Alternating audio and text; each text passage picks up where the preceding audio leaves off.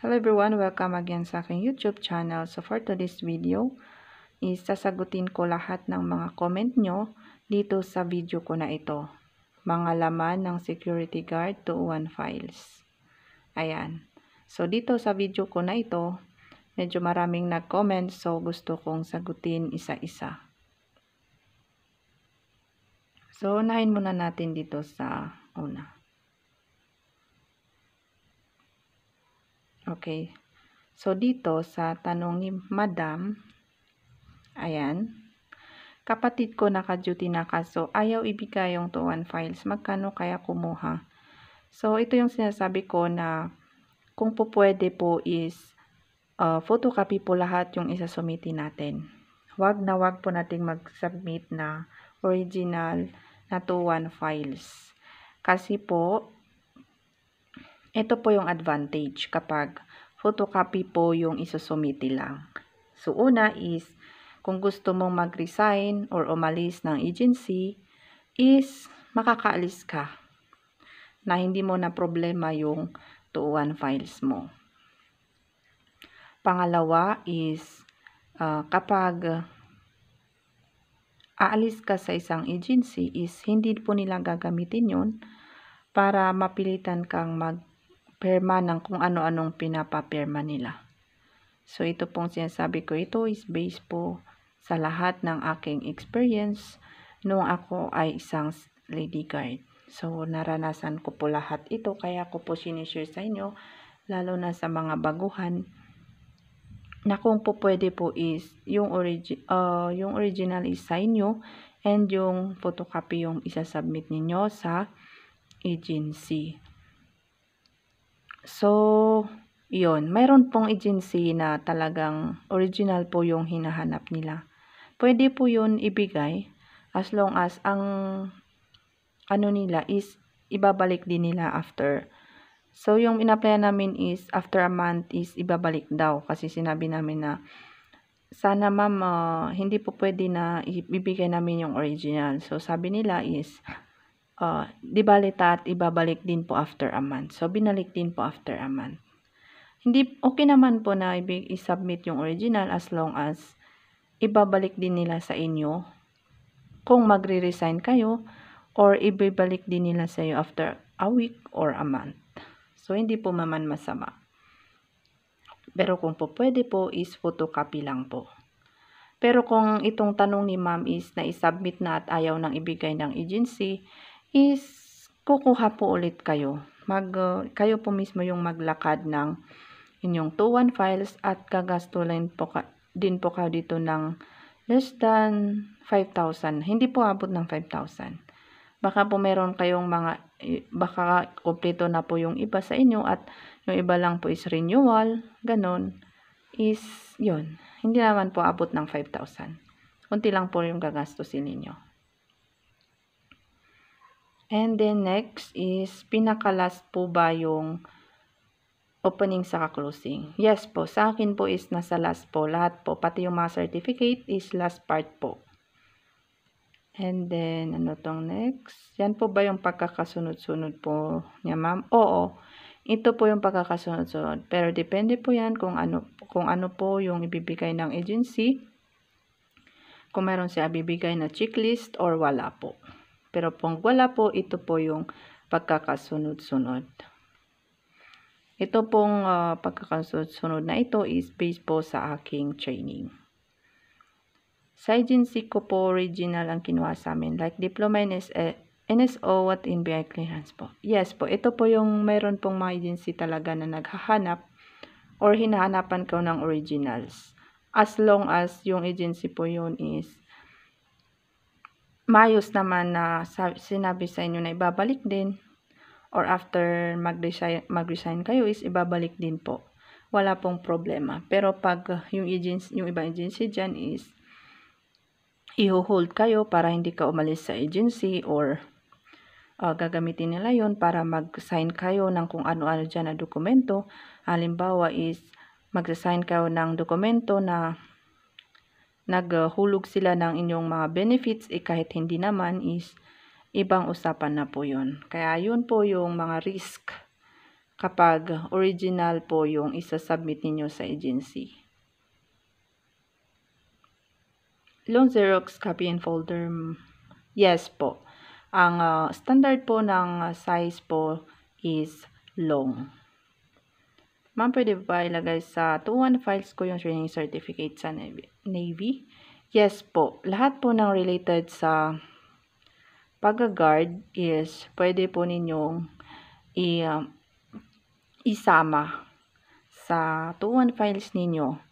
Kasi it's a big plus point po sa inyo para ma-hire kayo agad ng agency. Kapag mas advanced po yung training ninyo kaysa sa magta-training pa lang. So, next, good evening. Accepted po ba sa training SG isang criminology graduate or IGC graduate? So, hindi po exempted. Nire-require pa rin po na mag-training ang criminology graduate or ROTC graduate. Pero, mas advanced kasi sila kumbaga sa high school graduate na magta-training or sa ibang nagta-training. Meron po mga agency na kinukuha agad kapag mga criminology graduate, ROTC graduate kasi advanced yung training nila or yung education nila or nalalaman nila tungkol sa pag-guard. Meron din po silang hindi nalalaman na mapag-aaralan sa training center pero hindi pa rin po sila exempted. Merong ibang agency na kapag kasi criminology graduate ka is hinahire ka agad. Meron ding ibang agency na kailangan pa rin po ng training certificate. At saka ang criminology graduate is kailangan din po kasi ng license mo na guard. Kaya kailangan po na mag-training para magka-lisensya ka. So, yun. Although mayroon pong iba na criminology graduate na hindi na kailangan nag-training. So, ang ginawa na lang nila is nagpalakad sila ng lisensya nila.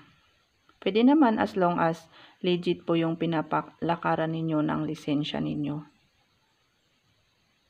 So, next is mali po ang pagkakasunod-sunod. Or dito po muna tayo. In situ driving, pwede po ba i-attach? So, kapag hindi po related is, hindi naman po pwede nating i-attach. So, hindi naman po wala naman pong kinalaman ng driving sa pagsisecurity. So, hindi na po need na i-attach. Yung pong mga ibang certificate na lang po ng pwede ninyong i-attach. Or kung ma-in situ certificate ka ng security services, pwede naman po. Mga certificate ng Navy, yung mga certificate ninyo na dinaluhan na may related sa security card. Mali ang pagkakasunod-sunod na resume, pangalawa license. So, depende po sa inyo kung anong gusto ninyong pagkakasunod-sunod. Ang sinabi ko po is based sa aking training po iyon. At depende rin po sa agency kung may binibigay na checklist sa inyo, yun po yung sundin nyo.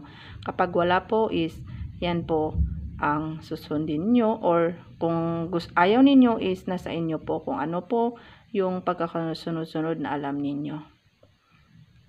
Dito po is paano kung baguhan lang po. Walang po ang SSS. Importante po ang SSS, ma'am, sir.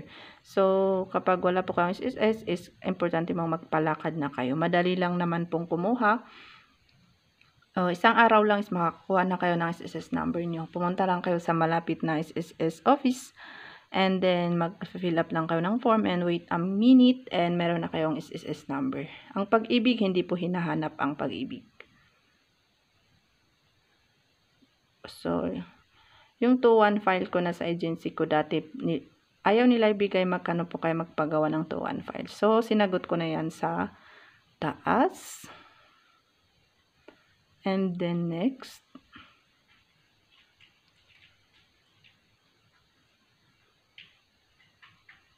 Morning. Sir, applied sana ako na pero wala akong lisensya.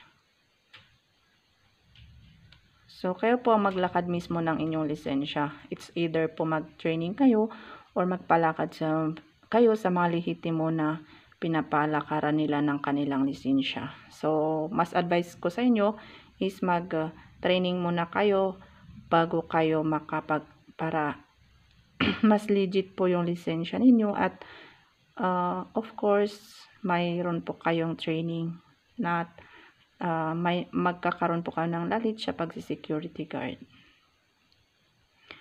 Ano yung tamang size photocopy ng 2-1 file? Long or short? So, ang standard po is long. Pwede ba hindi high school graduate? So, hindi po pwede. Kailangan po ng high school graduate kasi yon po ay isa sa mga qualifications sa pag-apply ng security guard license. So, kailangan po na high school graduate ka and pwede rin po na ALS graduate. Kung hindi ka po high school graduate is pwede ka naman po mag-ALS para makapag-graduate ka agad.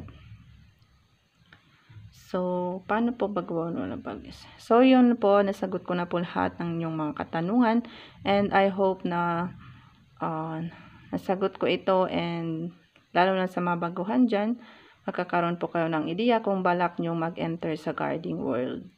So, kung may iba po kayong katanungan is comment down below lang po and please don't forget to like, subscribe my YouTube channel, GNM Vlogs, and thank you for watching. God bless.